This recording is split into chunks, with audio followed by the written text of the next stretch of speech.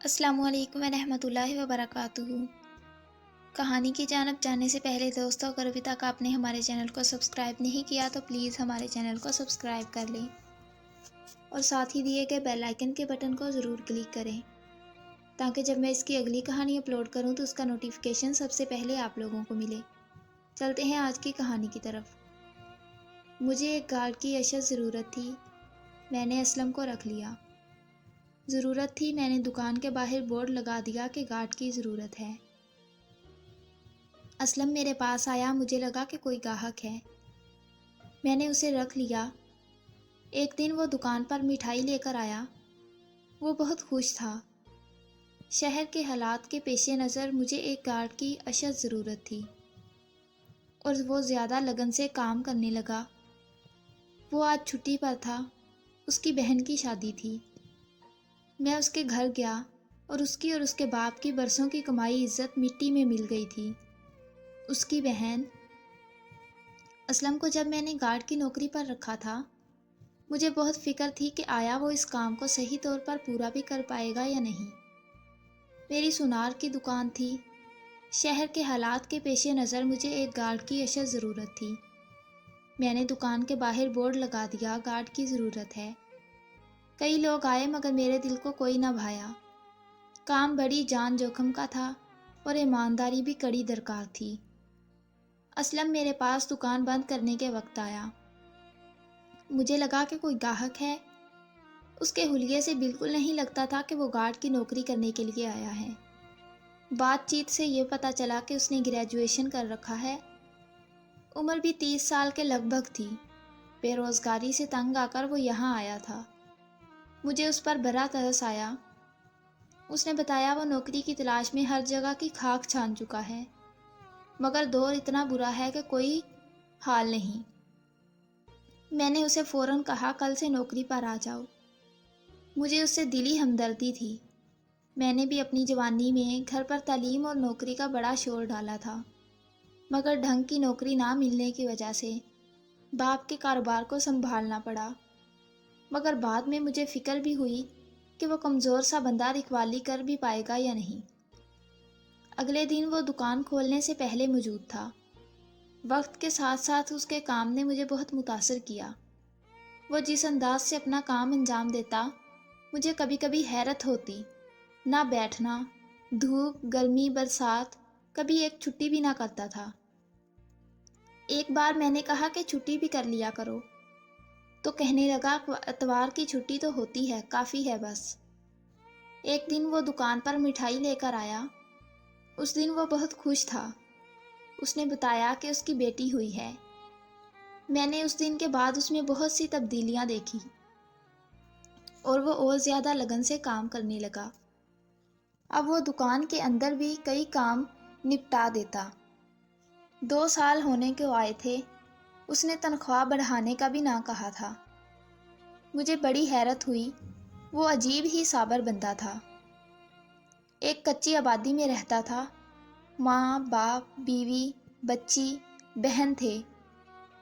گھر میں اکیلے کمانے والا تھا، باپ کی پینشن آتی تھی۔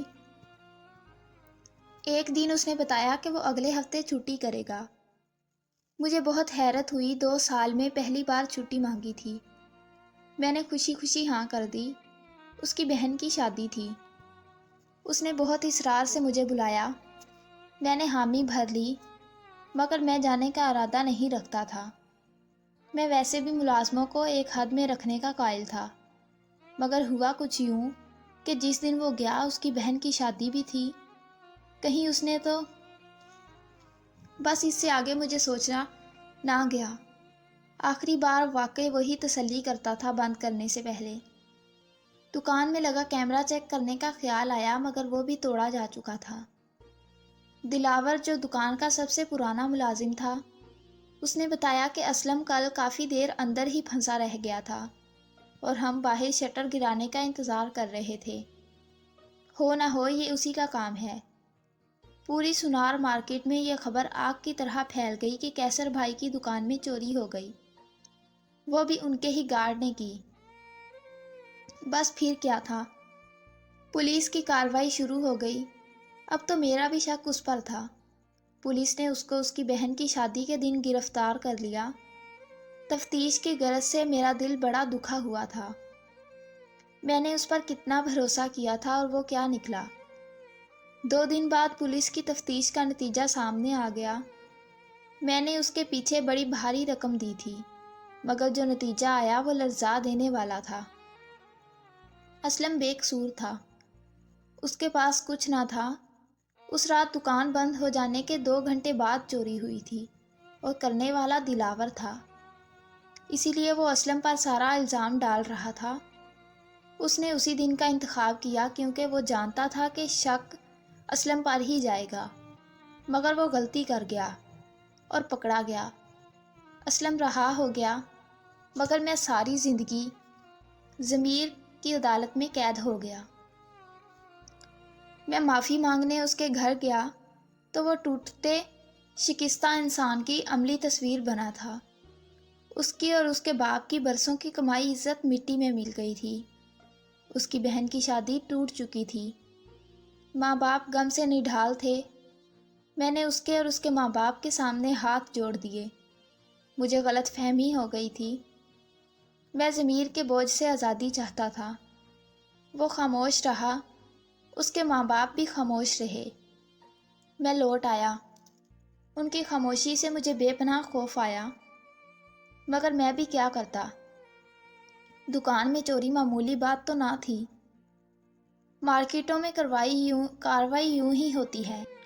छोटे लोगों का क्या इतबार, बस यही सोचकर ही तो मैंने कार्रवाई की थी। सारे इशारे उसी की तरफ थे। मैं क्या करता। मैं खुद को तसल्ली देता, मासूम साबित करता, घर लौट गया। चंद दिन ही गुजरे थे कि एक रात मुझे खबर मिली कि दुकान में आग लग गई। सब जल के खाक हो गया।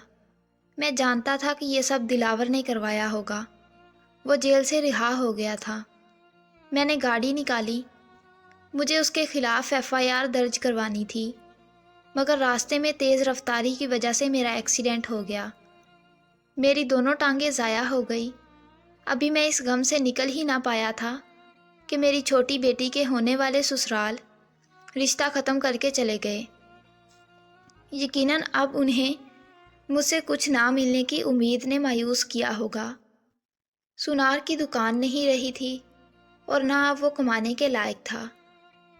बस अब मैं सोचता हूँ कि ये सब मेरे साथ क्यों हुआ। मैंने तो कभी किसी का बुरा ना किया गया। मेरी बेटी को भी कैसे लोग मिले।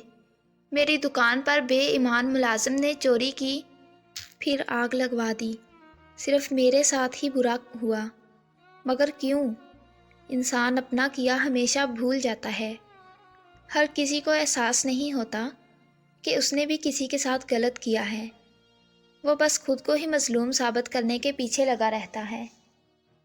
दोस्तों, अपनी कहानी में कोई विलन नहीं होता। ज़मीर को देने को तावीलें बहुत, मगर अल्लाह सब देखता है और वो अपने बंदों के साथ बराबर होने नहीं देता। सब याद रखना और बेहतर इंसाफ करने वाला है। अगर आपको हमारी आज की कहानी अच्छी लगी हो तो वीडियो को लाइक कर दें और चैनल को सब्सक्राइब कर दें और साथ ही दिए गए बेल आइकन के बटन को ज़रूर क्लिक करें। अल्लाह हाफिज़।